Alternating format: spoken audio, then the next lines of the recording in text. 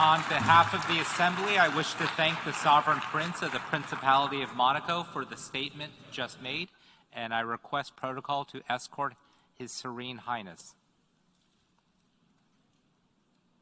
The Assembly will hear an address by His Excellency Charles Angelo Savarin, President of the Commonwealth of Dominica. I request protocol to escort His Excellency.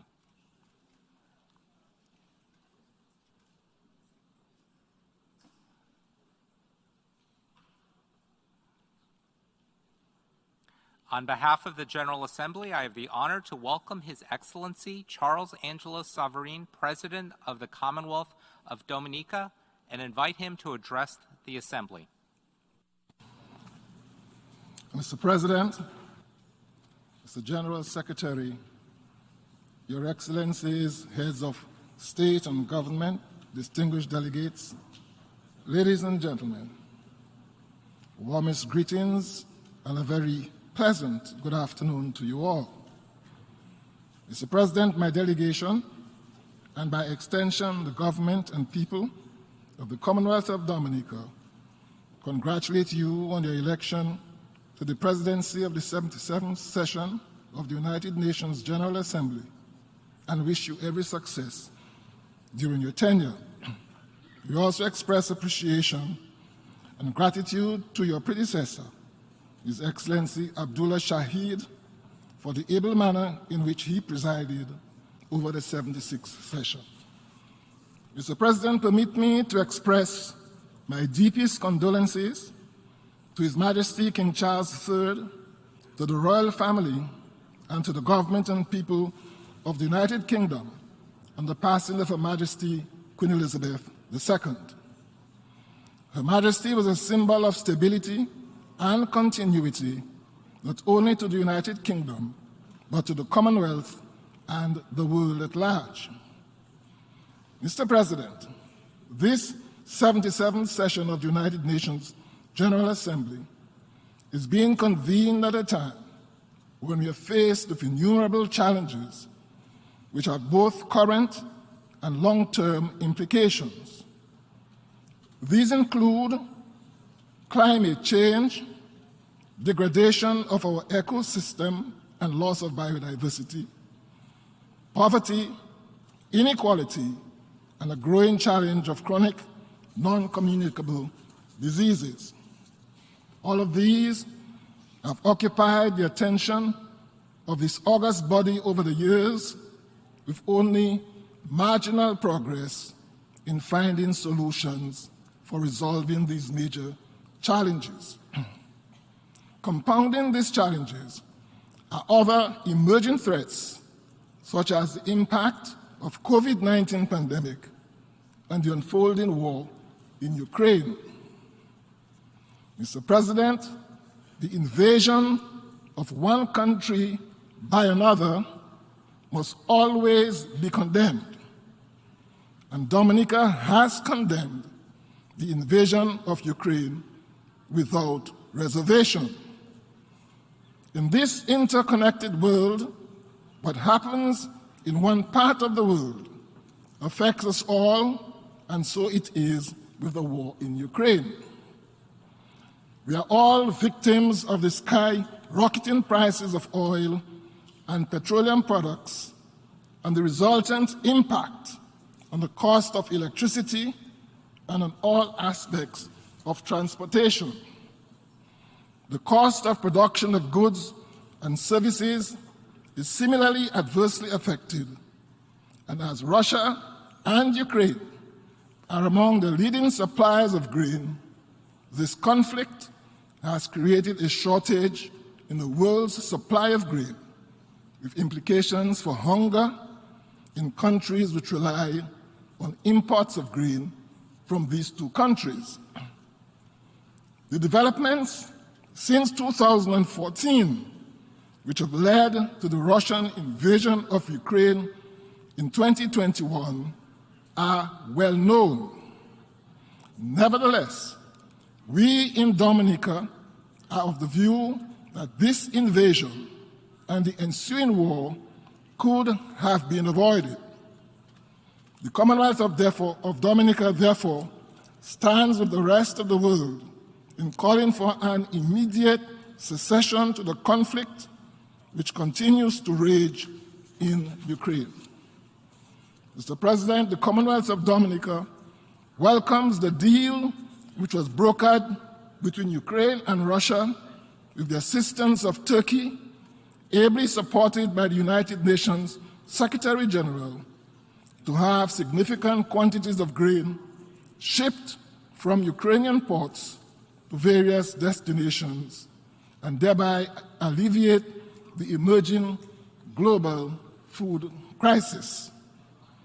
For these reasons, and in the interest of global peace, the Commonwealth of Dominica urges all parties to continue upholding the end of this agreement so that further relief can be felt globally as a result. Mr. President, like most member states, we in Dominica and the Caribbean were ill prepared to deal with COVID-19, which in March of 2020 was declared a pandemic by the World Health Organization.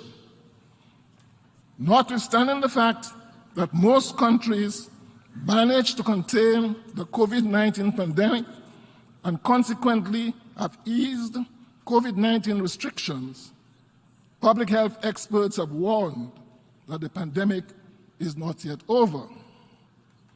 Furthermore, with new variants continuing to emerge, COVID-19 continues to pose a threat to the global community. This pandemic has exposed the limitations of health systems in all countries, large or small, developed or underdeveloped. The reality is that not all people have equal access to vaccines and life-saving medicines, even when faced with a pandemic declared by the World Health Organization. This year's theme, a watershed moment, transformative solutions to interlocking challenges, is analogous to the approach and trajectory outlined by the United Nations towards the attainment of the Sustainable Development Goals. Member states have individually embraced the SDGs as the ideal to be universally pursued and achieved by 2030. Small island developing states are more challenged than most to achieve these goals. The international community has pledged its support. However, the question is, to what extent has tangible support been forthcoming?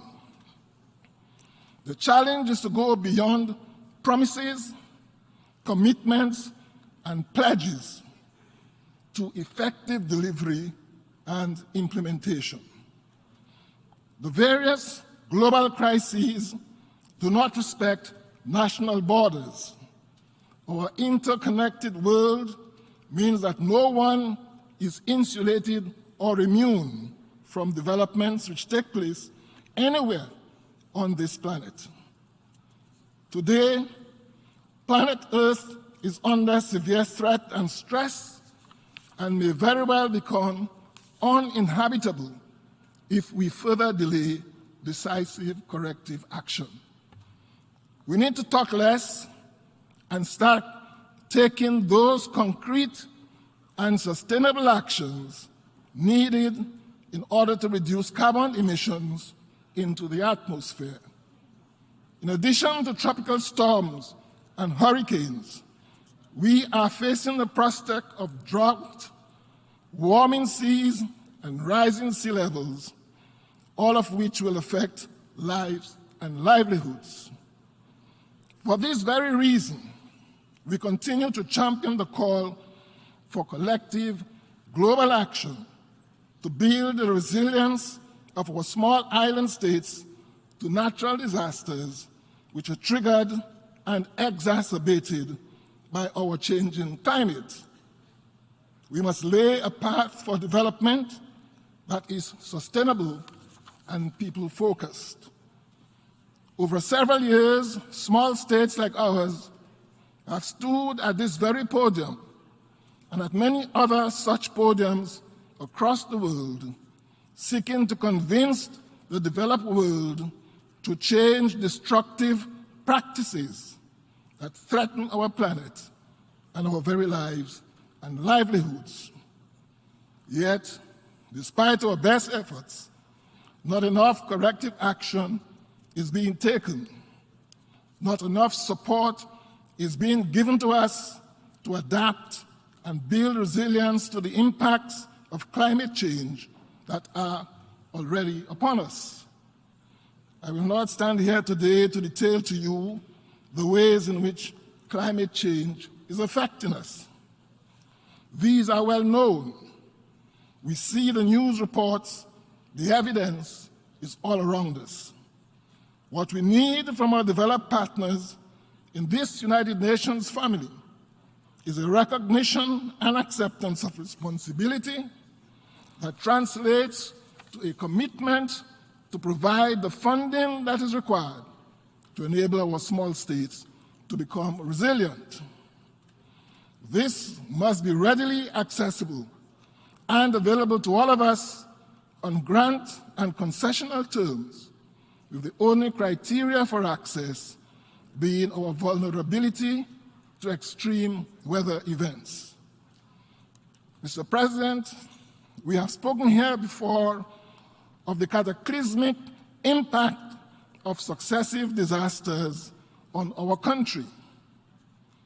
Tropical Storm Erica in 2015 and Hurricane Maria in 2017 caused over 90% and 220% loss of GDP, respectively, with lives lost, people displaced, and livelihoods shattered. These experiences triggered our goal of becoming the first climate-resilient nation in the world and has realigned our focus to concentrate on adaptation efforts and build back better in every sector of the economy. Our small island developing states are disproportionately affected by the impacts of climate change, a phenomenon which will continue to escalate with every increment of global warming. Mr. President, as sea levels rise, some small island states will eventually disappear, while others will experience coastal erosion and will ultimately destroy infrastructure, villages, towns, and cities. The Commonwealth of Dominica therefore reiterates its call to the international community to prioritize at COP27 the disbursement of climate financing to seeds to support our adaptation and resiliency efforts as we seek to minimize loss and damage from extreme climate events. In this way, actions will reflect more equitably and justice-oriented responses towards fulfilling the goals and promises of sustainable development. Furthermore, the continuous call for higher levels of commitment towards climate justice must be reflected in tangible and effective responses. Mr. President, 2 months ago, at this very headquarters, the Commonwealth of Dominica presented its first voluntary national review in keeping with our international obligation and in the spirit of global governance. Dominica reported on the tremendous progress accomplished, both in terms of the advances made towards the achievement of the Sustainable Development Goals and our national agenda, guided by the vision of becoming the world's first climate-resilient nation. As we continue to recover from the destructive weather events already mentioned, Dominica's main economic industries are showing signs of positive recovery. Tourism and agriculture remain the main income-generating sectors, with GDP projected to reach pre-pandemic levels by 2023, averaging 5% growth per annum from 2022 to 2026. Tourism recovery has been supported by new infrastructure projects and improved and increased air access. Mr. President, at the center of Dominican's resilience agenda are our citizens. Across Dominica, new and modern climate-resistant homes are being constructed for low and middle-income families, while modern and smart health and wellness centers have been constructed and equipped in urban and rural communities. This will allow them to withstand the impact from extreme weather and remain operational while also strengthening response to other natural emergencies and pandemics. In that regard, the Commonwealth of Dominica takes this opportunity to commend the government of the People's Republic of China for its commitment to add a further $42 billion to the new Global Development and South-South Cooperation Fund. This will assist countries like Dominica that are on the front line of the negative impacts of climate change to accelerate the realization of the 2030 Agenda.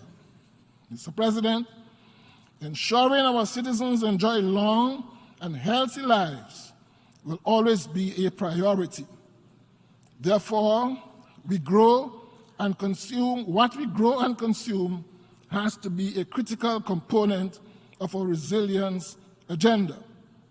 Global trends indicate that issues surrounding food security are not unique to Dominica.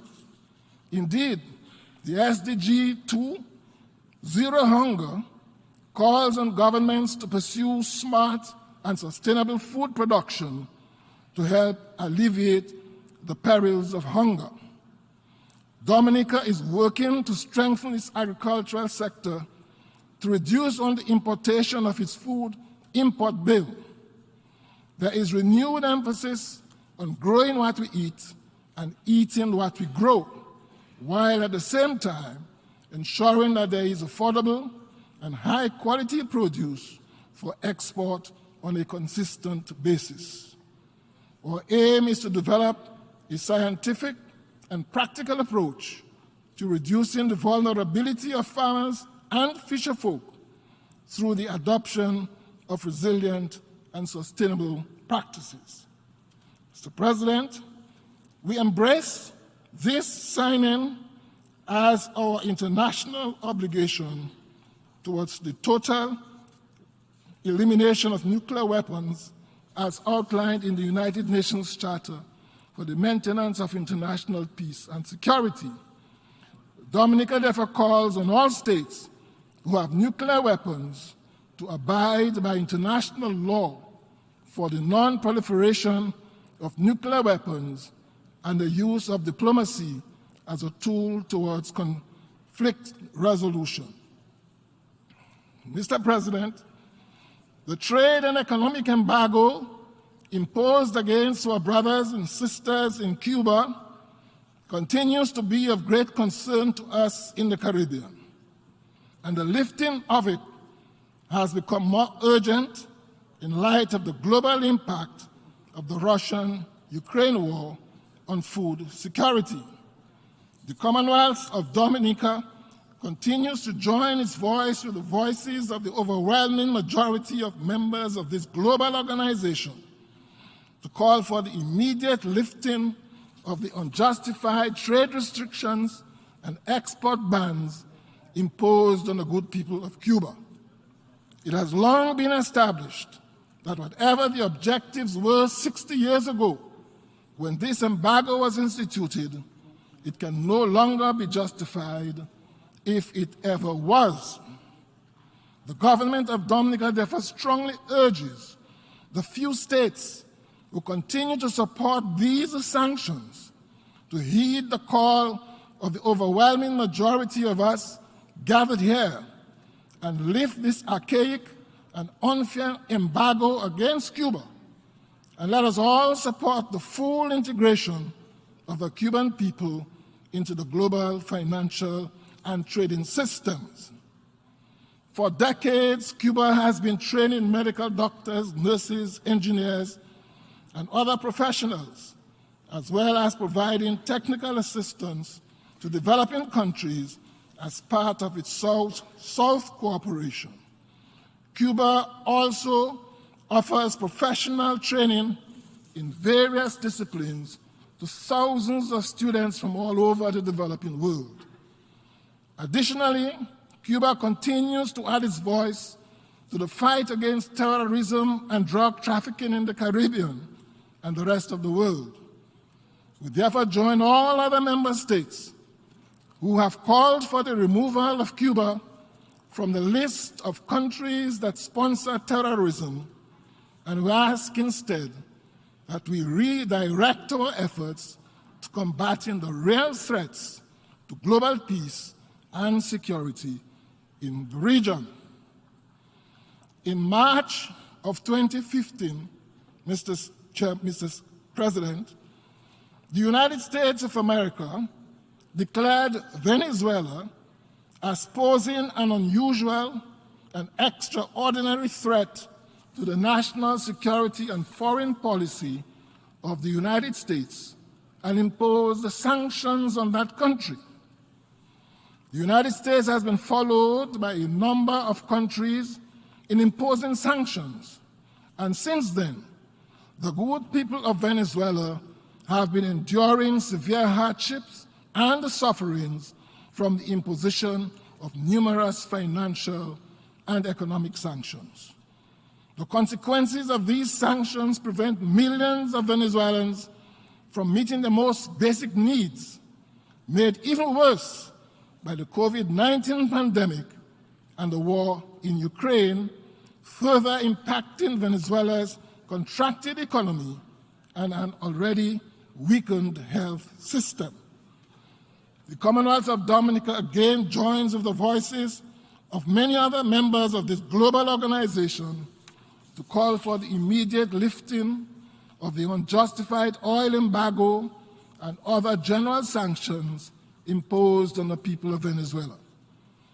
The political, economic, social, and humanitarian crisis in Venezuela demands immediate attention.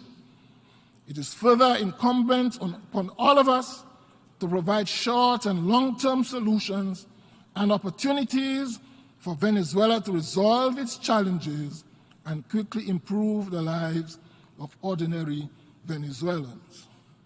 Mr. President, the current situation in Haiti continues to be of great concern to us and demands greater international attention.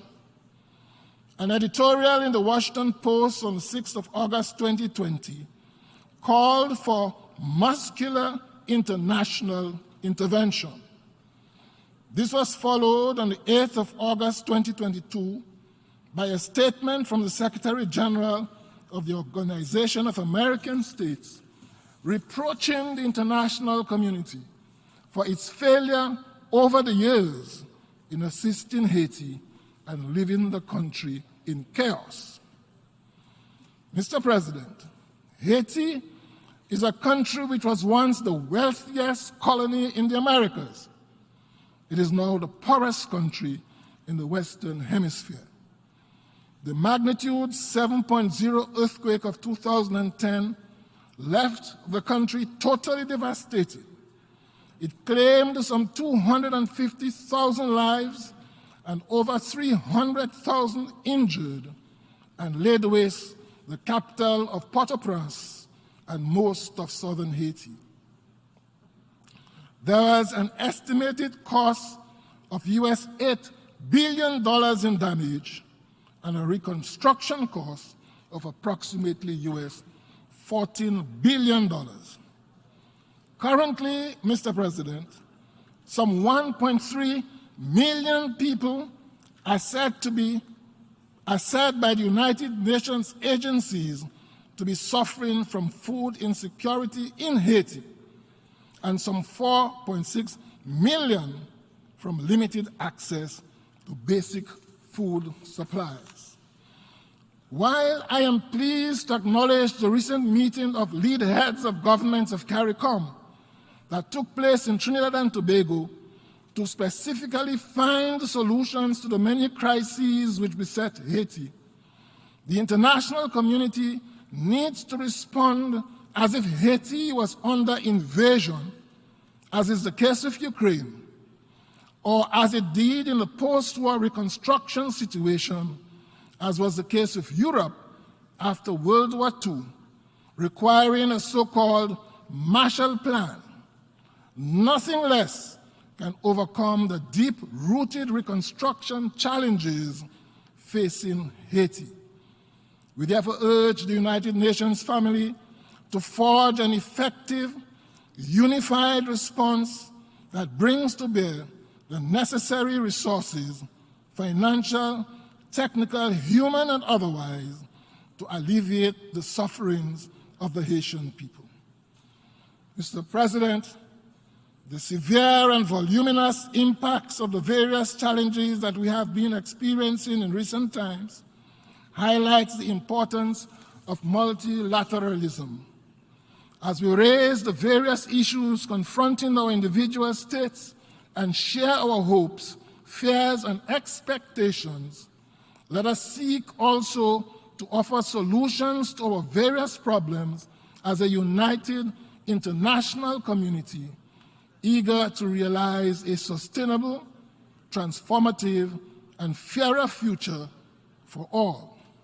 As I conclude, Mr. President, allow me to reiterate my country's gratitude to all of our international partners and friendly governments who have stood with the Commonwealth of Dominica, particularly through our darkest days, following the major tropical storms and hurricanes which afflicted us.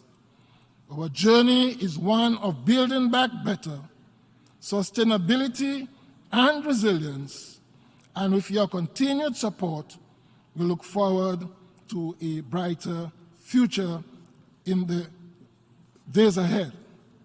Mr. President, I wish you all and all delegates at this 77th session every success in their deliberations. I thank you.